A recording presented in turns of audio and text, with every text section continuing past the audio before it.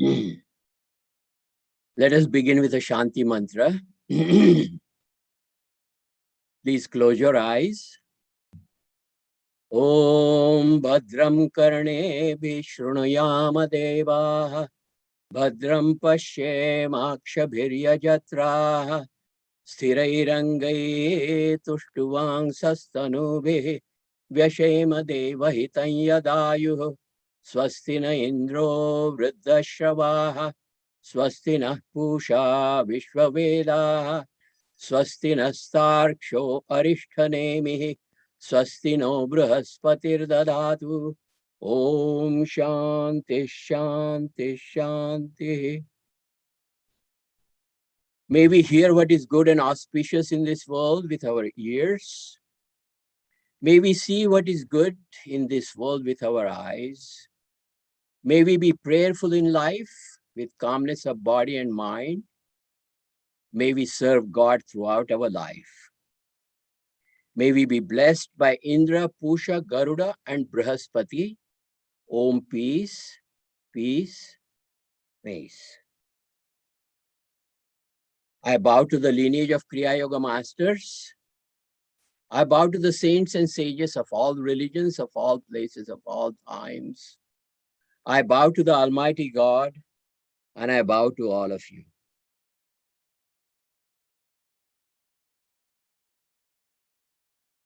Good morning to all of you. Nice to be able to spend some time together. My name is Suresh Kodolikar, and I'm coming to you from a small town called Glen Mills in Pennsylvania, near Philadelphia, east coast of United States. See, the topic this morning is creation, evolution, and liberation. It may sound pedantic, but it is not. I promise it is not. It is relatively simple and practical. As we slowly and gradually begin our group meditations, we need to recharge our practice of meditation in the group setting. After the gap of almost, year and a half? Now we need to sit with a firm resolve to go deeper in meditation and gain maximum benefit from group meditation dynamics. In this talk, let us explore some of the basic elements of meditation and try to get a little deeper understanding of those elements.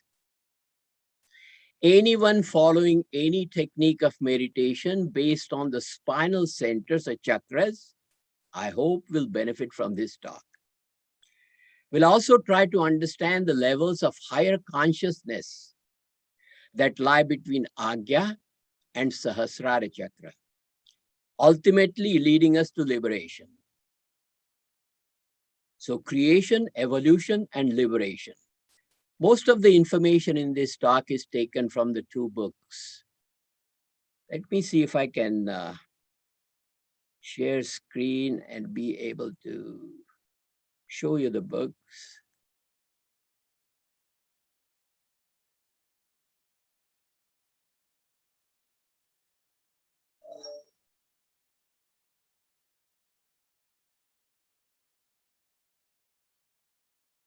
Well, these two books are Universe Within by Paramahamsa Hariharanandaji and Bhagavad Gita in the Light of Kriya Yoga, a rare metaphorical explanation for God realization. I've taken two diagrams from Gurudev Hariharanandaji's book, and everything that I would be talking about the chakras is taken from Guruji's book on Universe Within.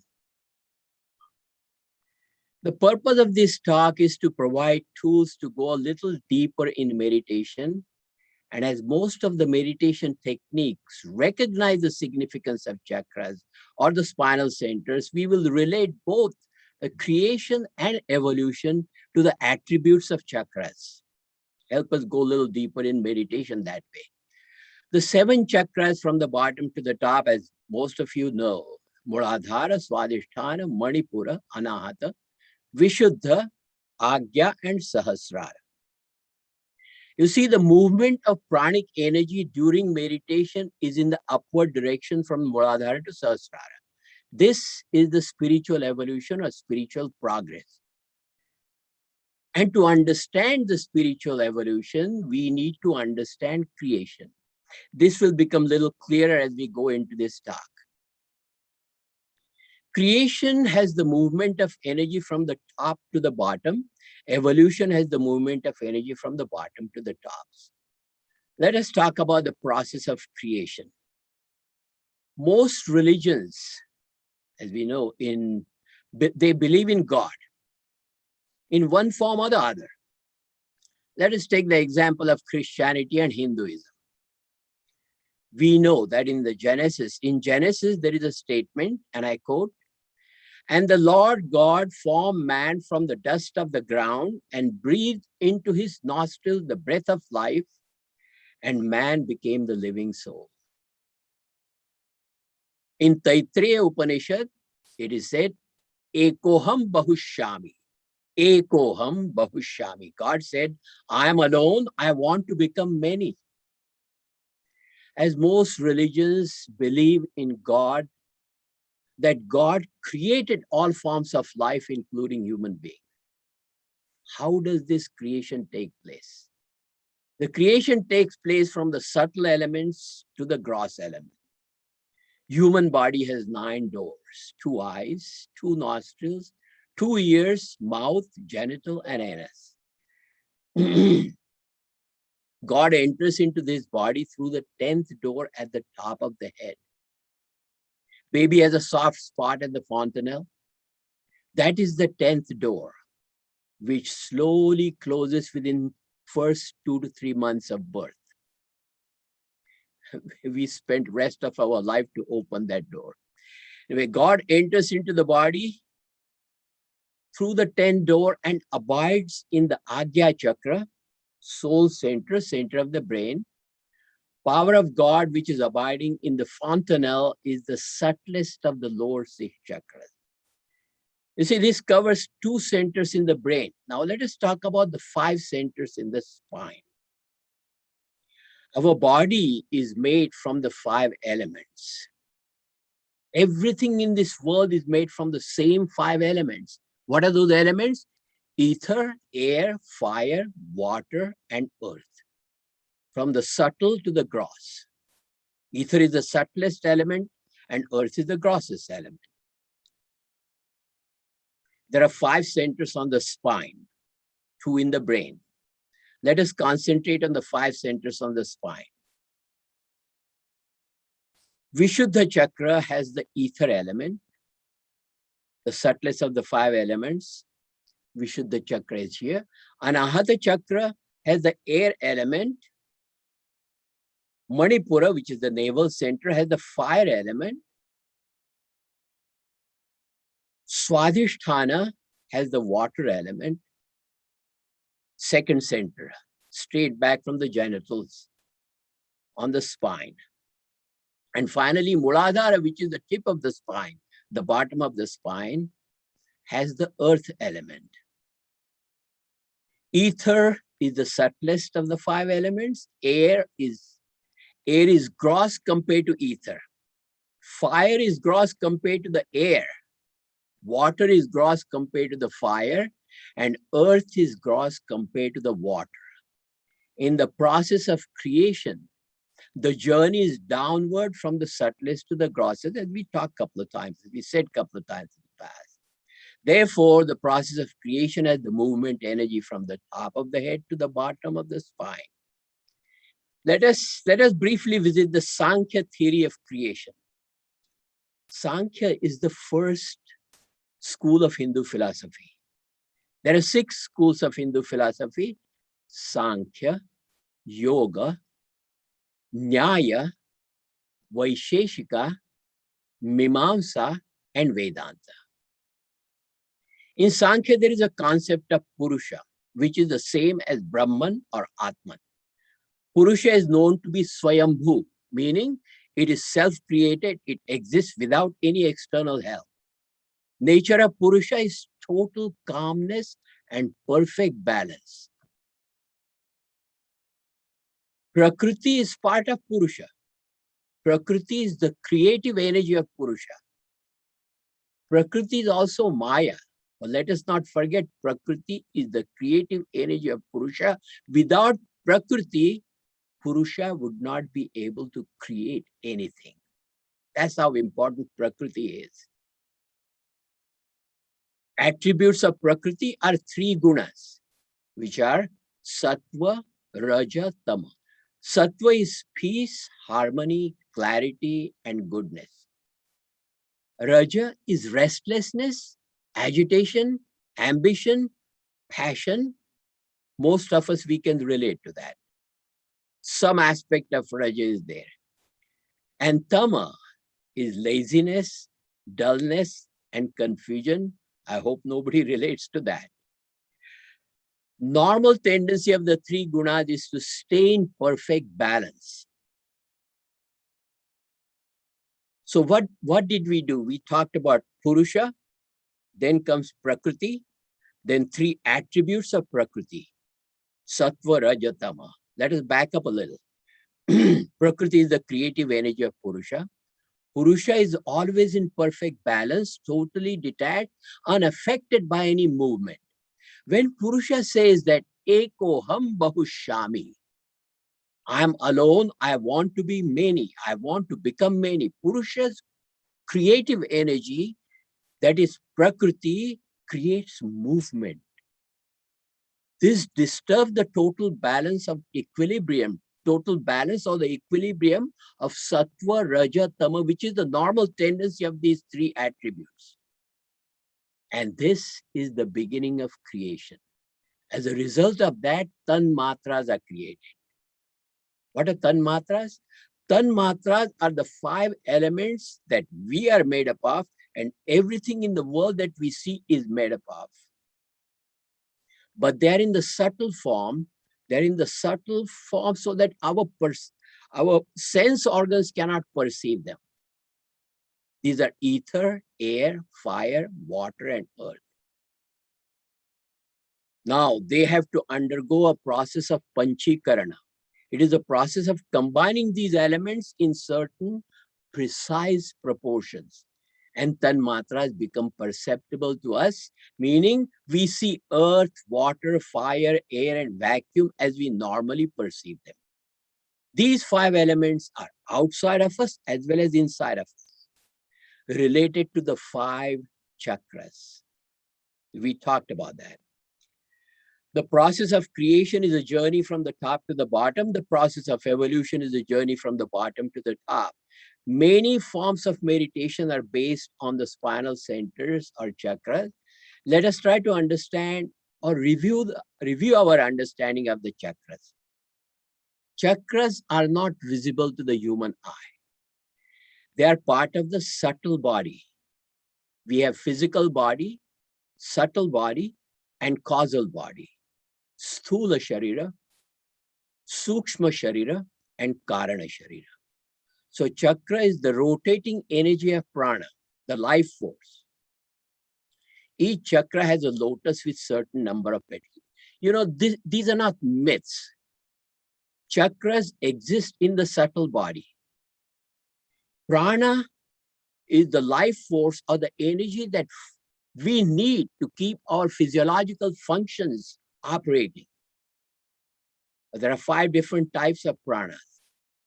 Anyway, each chakra has a lotus with certain number of petals.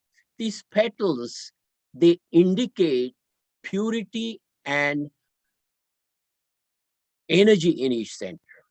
As we go up from the bottom center, as we go from the gross to the subtler, number of petals increase, purity of the chakra increases.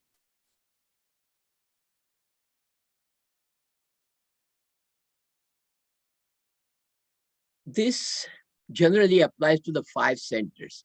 2 centers in the brain, they're a little different, and we'll talk about that. Each chakra represents certain human qualities and can be the source of misery if left uncontrolled. That controlling element comes through meditation. Chakra also represents activities and motivating force that drives us to do what we normally do. We can also direct and control that force and achieve balance, tranquility, peace.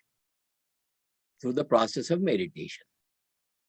Let us now understand the chakras one by one, starting with Muladhara Chakra. Muladhara Chakra has got 4-petal lotus. It is located at the base of the spine. The element in this chakra is earth, the grossest, as we talked about, among the 5 elements. What is Muladhara? Mula means root. Adhara means support. Muladhara has a potential to create a solid foundation for our body, mind, character, life, and living in general. Pretty comprehensive. It provides a platform to progress in mundane as well as spiritual aspects of life. It represents money, yes. It represents prosperity, yes. It represents material success, yes. But there is a spiritual aspect to this. Thinking about making money. You know, we spend almost 12 to 16 hours a day in activities related to this center. Activities directly or indirectly related to this center. Some people, even in sleep, they dream about money or money making. This center has the potential to teach us, this is important, teach us to review our needs that translate into money making. We can determine how much money we need and what we need them for. Less time we spend on those activities will allow us to spend more time on more spiritual or uplifting activities, making our life rich, fulfilling. Now, this is not a requirement. You should earn money, and I pray to God that you earn a lot of money. How to use that money, how not to be obsessive about the whole process is the key. There are people who earn a lot of money and use that money to help others and use that money for noble cause. We have heard about Paramahamsa Yoganandaji's foremost disciples, Mr. Lin or Rajarshi Janakananda, a highly successful, extremely wealthy businessman who used his wealth for noble cause. Such people are on the good side of this chakra, and we know several people in our organization who continue to do that. Then there are some people, some artists, actors, sports personalities who earn a lot of money and waste a lot of money and get into questionable living style. They are on the negative side of this chakra. So you can see the spiritual aspect, even though the center is dedicated to money making. This chakra controls activities related to the nose and anus. See, the chakra is not just an independent thing. It relates to the body, and it relates to, we have 5 sense organs and 5 organs of action. So what does this center relate to? Nose and anus. Nose is the sense organ and anus is the motor organ, the organ of action. All the 5 spinal centers are related to one of the 5 sense organs and one of the 5 organs of action. Nose is the organ of perception to smell. Anus the organ of action to eliminate waste. Any blockage in Muladhara Chakra will create disturbance in the functioning of nose and anus. Next is the Swadhishthana Chakra, which is a 6-petal lotus. You'll notice that number of petals will increase as we go up. This center is located on the spine, straight back from the genital organ. Next to the amount of time spent in Muladhara Chakra is spent in Swadhisthana Chakra. There's a greater attraction of the lower centers in our normal living. This center controls the activities of tongue and genital.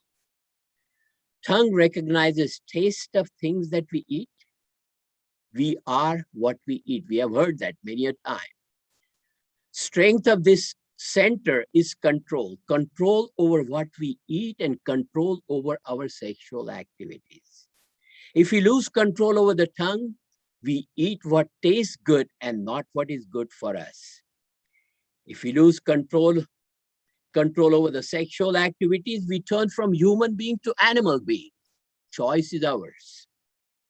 Sex, in a broader sense, also means relationships.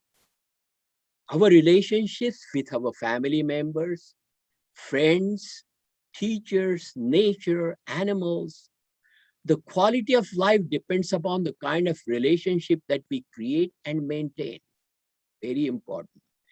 Now to the tongue. It is not easy to change the eating habit that we have developed over the years. Therefore, it is suggested that we try to stay away for a few days from the foods and drinks that we want to avoid, that are not good for us. If we can do that, then we start to gain control slowly over the tongue and over our food habits, and we can start with a new habit. Trying to do drastically fails most of the time. Relationship of the chakras to the organs of perception and organs of action works both ways. It's a two-way street, meaning if we control the respective organs, we can purify and energize the chakra. If we meditate deeper for a longer period of time, we automatically purify and energize the chakra and therefore gain control over the organs of perception and organs of action. Two-way street. Manipura Chakra has got 10 petal lotus. Manipura Chakra is the navel center, straight back from the navel on the spine. This chakra is located straight back from. It is an important chakra in two aspects. First, when we were in mother's womb, our total connection with the mother was through the umbilical cord. That is where the navel is created after the umbilical cord gets cut. That was the only source of growth and source of survival for us. Once we come out of the womb, we become an independent being. We start to breathe on our own, eat on our own. Along with our growth, a complex structure of pathways for the life force, that is prana, start to grow. Now, these pathways are called nadis. You may have heard that. There are 72,000 nadis in our bodies, circulating prana to every part of the body. Again, this is part of the Sukshma Sharira. These nadis you cannot perceive, or if you operate, you cannot see them. You cannot feel them. All these nadis come together at navel center, at this chakra. Then there are three major nadis in the spine that you have heard, Ida, Pingala, and Sushumna. Movement of prana through these nadis is another topic, maybe for some other time. Let us stay on the chakras for now. Manipura chakra is the food center, meaning the center where the food gets digested and converted into energy. What are the organs of perception and action related to this center? Eyes and feet. Eyes are the organs of perception, feet, organs of action. When we are extremely hungry, eyes start to close. You might have noticed that. Feet start to feel weak if you are walking. Deeper, longer meditation will help us live on smaller portions of food and will give us more energy.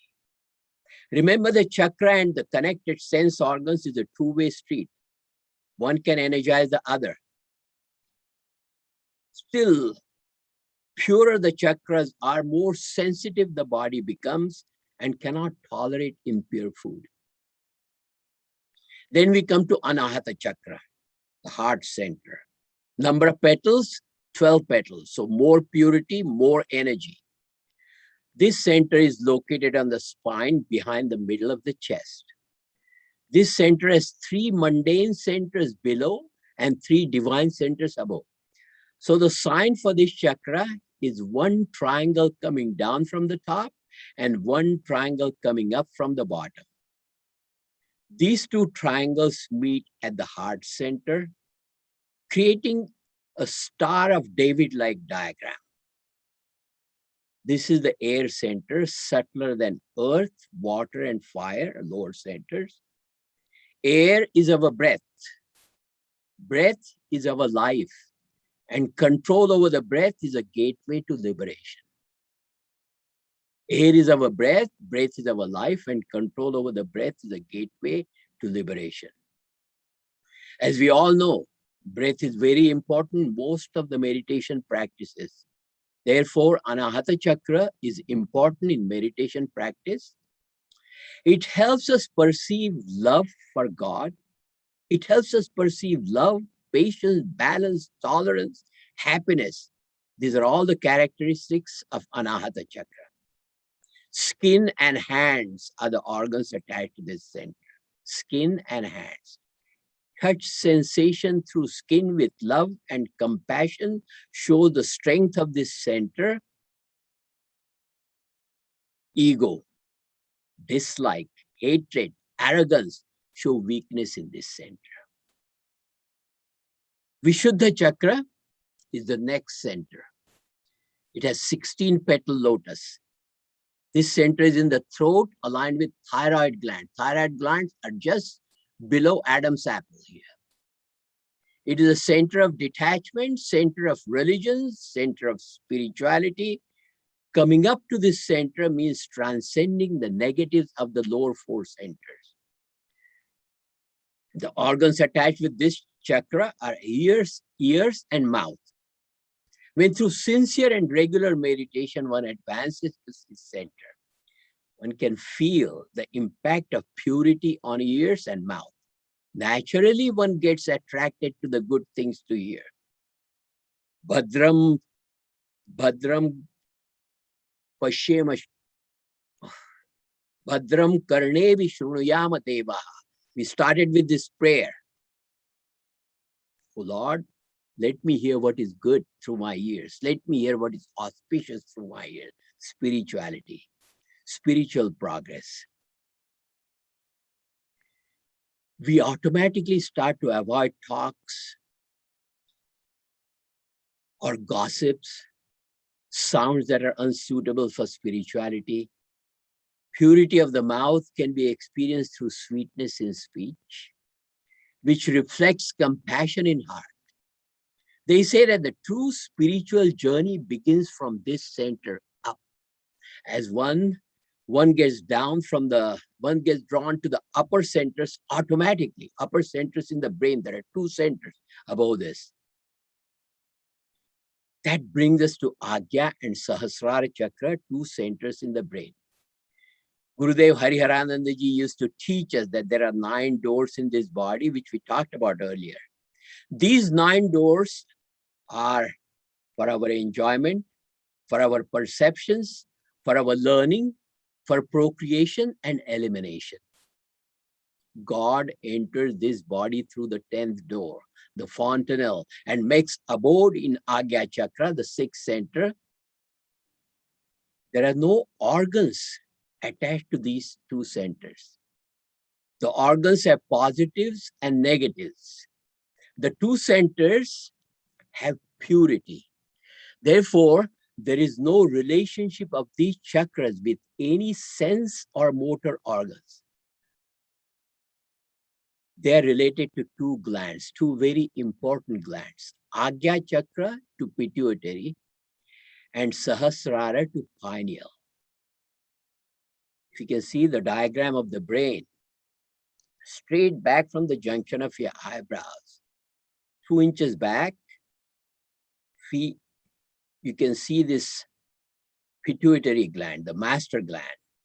And behind that, another 2 inches back, 1.5 inches, 2 inches back, is the pineal gland. Pineal gland is straight down from Sahasrara.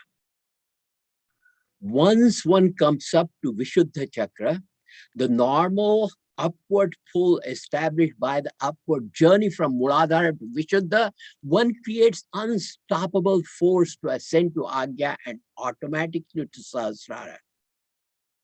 Now, if someone has the desire to go deeper and explore more, then gurus have shown us the path for truly deeper experience in meditation. This is a journey into space between Ajaya and Sahasrara. Between Ajaya and Sahasrara, which is called, this space is called Akasha. There are 5 types of Akashas.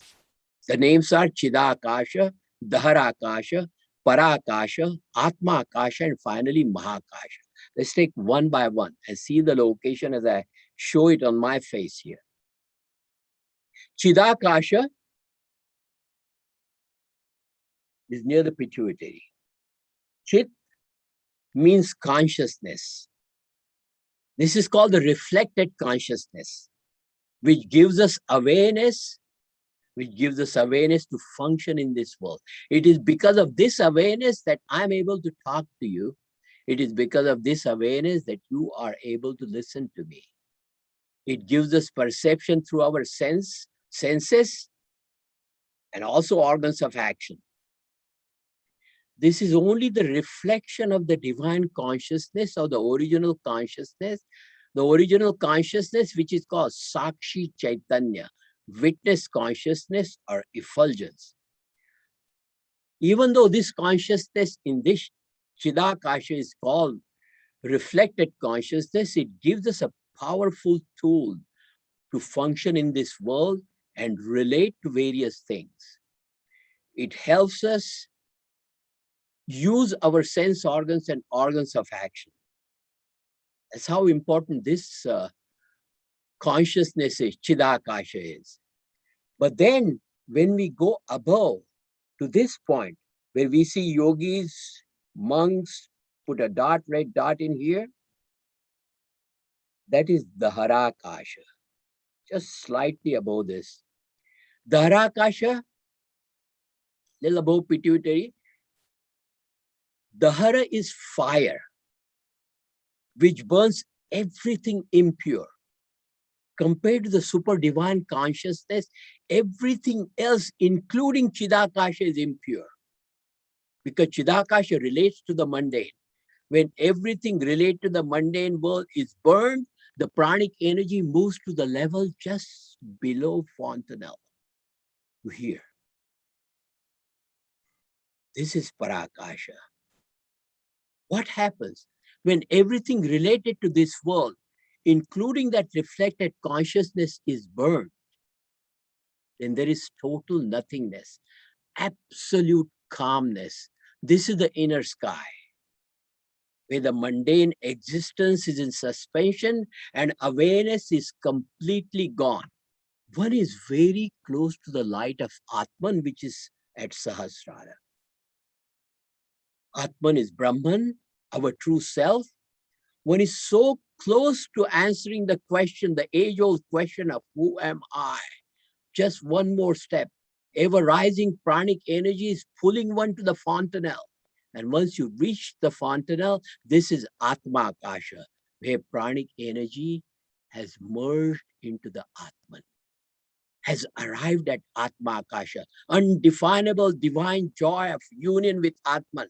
Brahman permeates everything. Atman and Brahman, that joy permeates everything. This feels like the culmination of the journey.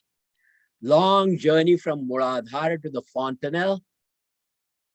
However, pranic energy is still pulling us upwards. And then the energy has transcended to the divine joy of union with the Atman to attain a totally new dimension. Now the joy has culminated into bliss. Mahakasha, a state of total bliss, indescribable but experienceable. Words cannot describe this state. It is Mahakasha. It is the absolute, the ultimate. This is the culmination of all effort of evolution.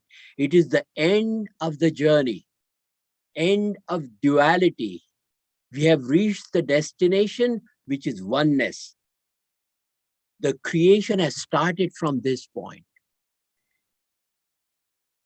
Ekoham Bahushami, God was alone, wanted to be many, setting the creation in motion. Having gone through the process of evolution, we have reached the state of liberation. Divine consciousness or just consciousness, which can be attained only through oneness. Gurudev Hariharanandaji in that diagram calls this a state of Nirvikalpa Samadhi. And he says that is your birthright. If one could bring just some parts of this understanding into our meditation, it may give us a little deeper meditation. Well, this is a brief description of the prominent features of chakras and a quick acquaintance with the levels of higher consciousness. One should read Guruji's book, The Universe Within, to get even more information on the chakras, multi-dimensional approach of chakras, and also Gurudev Hariharanandaji's book on Bhagavad Gita, metaphorical explanation for God realization.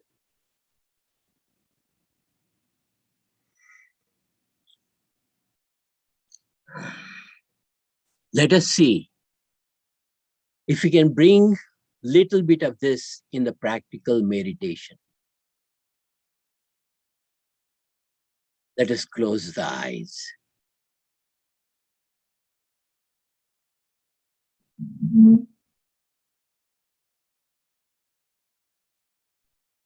Normal inhalation, normal exhalation. Concentration at the junction of eyebrows. Ajaya Chakra is there. Pituitary, as we talked about, just behind that. Just concentrate at the junction of eyebrows. And start with normal inhalation and exhalation. More importance to the concentration at the junction of eyebrows. Keep your spine straight as you possibly can. Sit comfortably.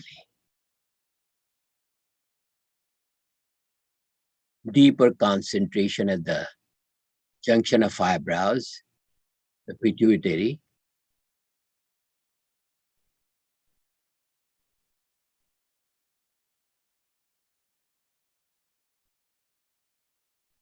Now let's go into a little deeper inhalation and exhalation.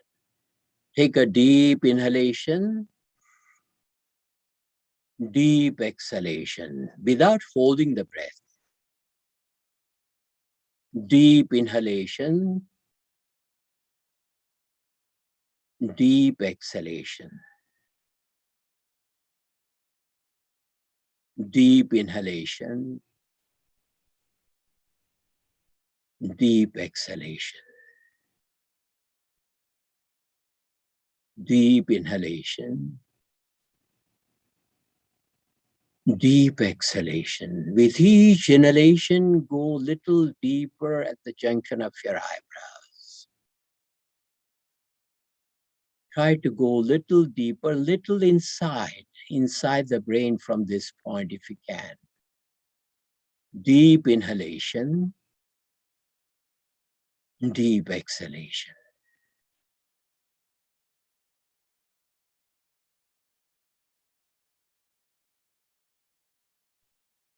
Total concentration.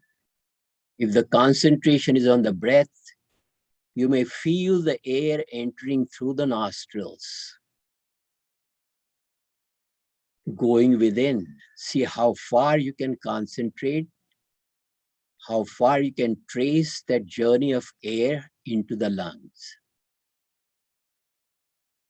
Deep inhalation, deep exhalation. Deep inhalation, deep exhalation. Practice it. Please practice it few times.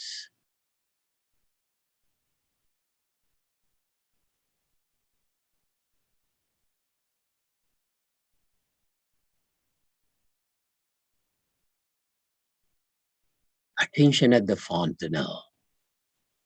Such deep concentration. Let not thoughts take you away from this concentration.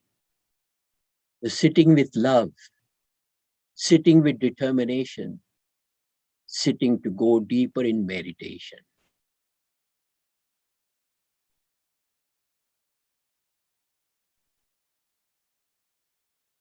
Now take a deeper inhalation.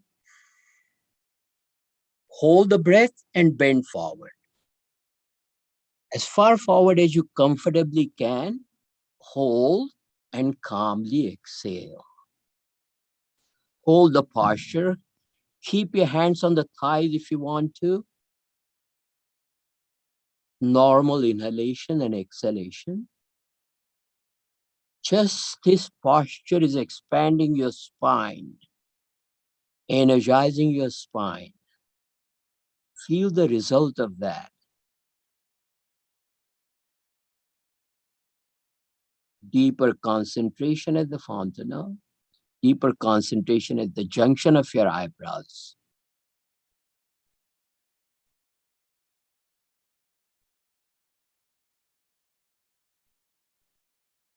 Then take another deep inhalation. Hold the breath. Sit back up. Calmly exhale. Take deep, long inhalations, exhalation. Maintaining attention at the junction of your eyebrows. If you can, going a little deeper within. Concentrate on the breath. Breath is life. Breath is energy. Breath is God. Breath is control. If there is no breath, there is no life. Love your breath. Deep breath, deep inhalation, deep exhalation.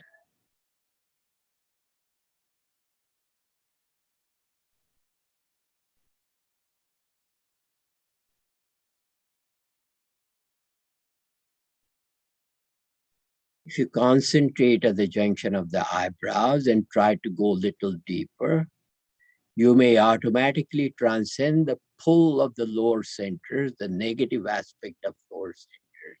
You may experience purity.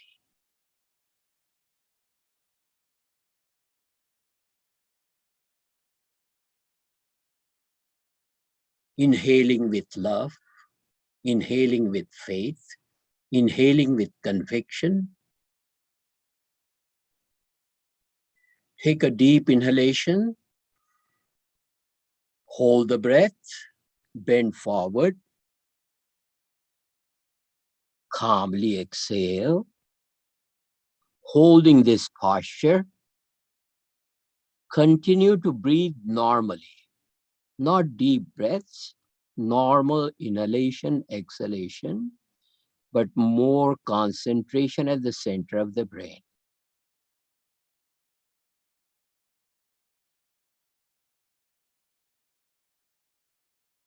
Pituitary is there, just 1.5 inches, 2 inches back from the junction of your eyebrows.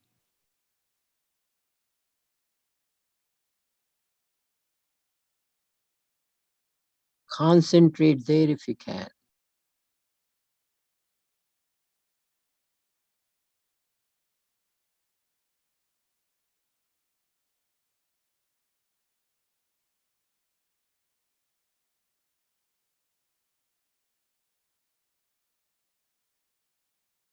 Again, take a deep inhalation. Hold the breath. Calmly sit back up. Exhale.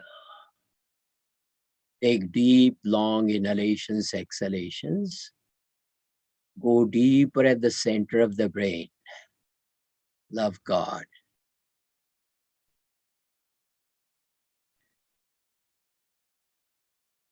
God abides in this center. Seek that divine presence. As we said, God entered through the 10th door at the top of the head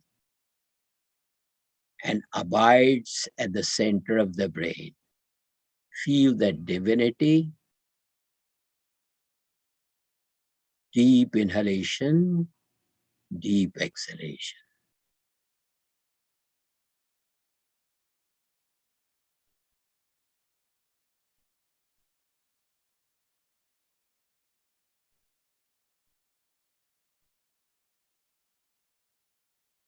Take another deep inhalation. Hold the breath, bend forward, calmly exhale. Normal breaths. Let's try to go even little deeper if you can. Challenge yourself. Your attention is in the pituitary. 1.5 inches, 2 inches back from the junction of your eyebrows.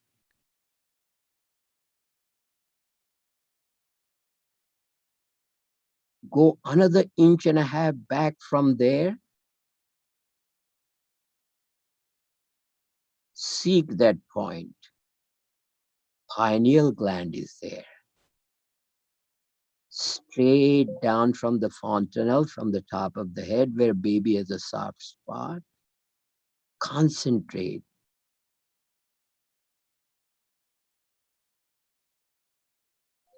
Desire for deeper concentration.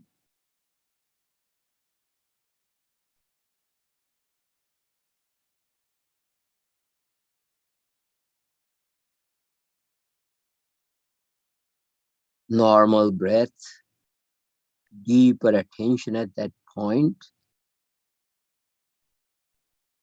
behind the pituitary. 1.5 inches, 2 inches back. Pineal gland is very important in spirituality.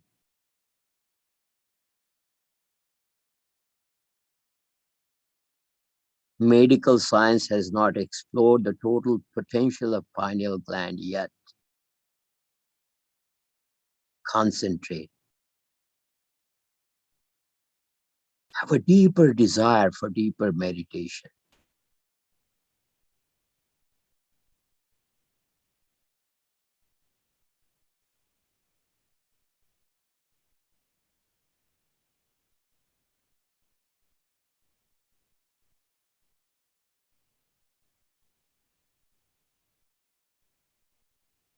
Pineal glands relates to Sahasrara, the top of the head.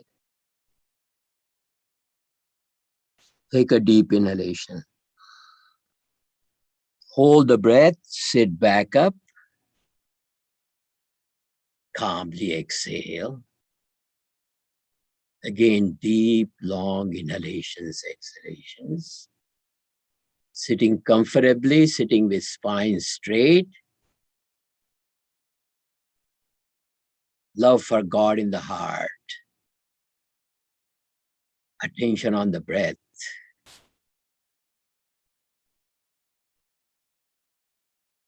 Let's practice some deep inhalations and exhalations. As you inhale, inhale with love. As you exhale, exhale in peace. You can feel the love coming to us through all directions from the nature.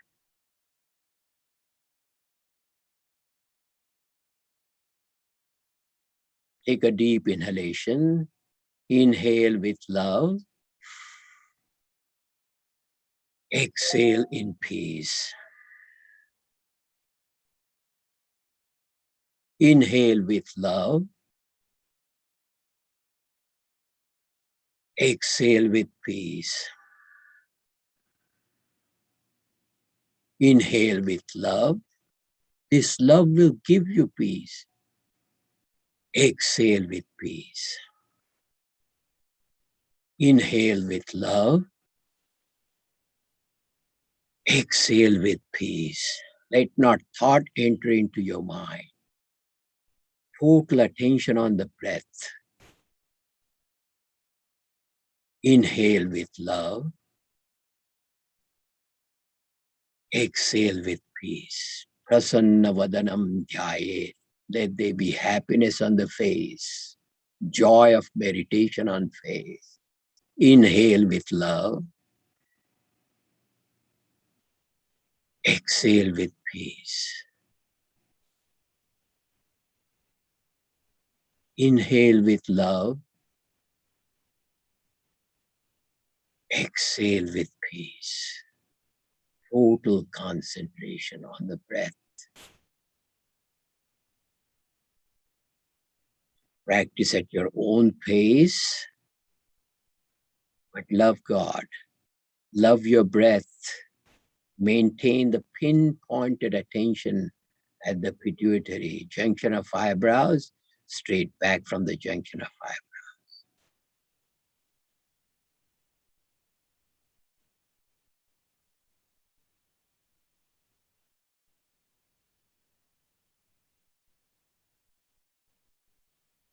Three more deep breaths. Inhale with love. Exhale with peace.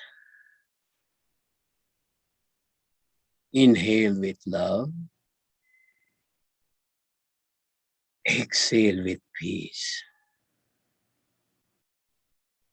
Inhale with love. Exhale with peace. Sit calmly. Sit joyfully. No concentration on the breath. Breath is happening at its normal rhythm.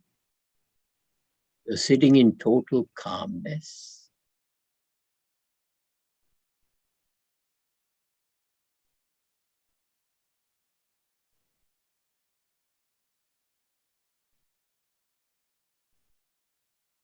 You're removing all the controls, removing the control over the breath, control over attention.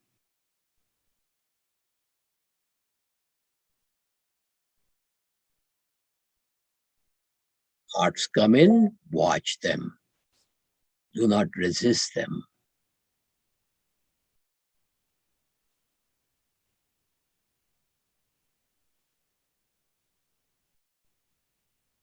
Feeling of love for God, reinforce that. Sitting in extreme calmness.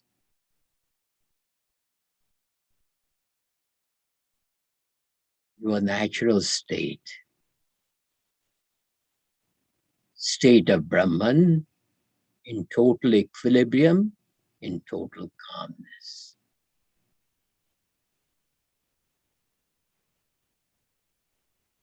No wants, no expectations.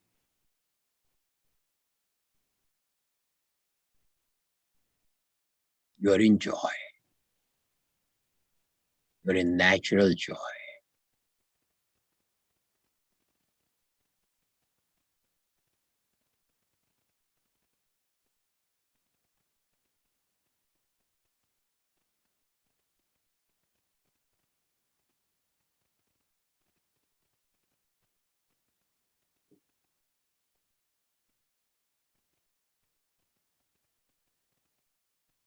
Let us open the eyes slowly. Keep your head slightly down. Do not open the eyes fully, just slightly open.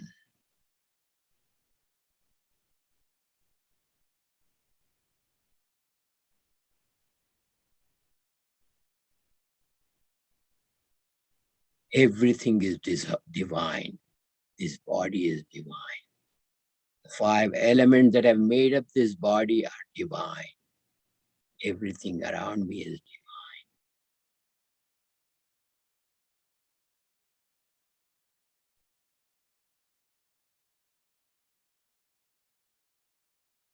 Let us do the concluding prayer. Join me if you can. Om Purnamada Purnamidam Purnat Purnamudachyate Purnasya Purnamadaya Purnameva Vashishyate. Om Shanti Shanti Shanti.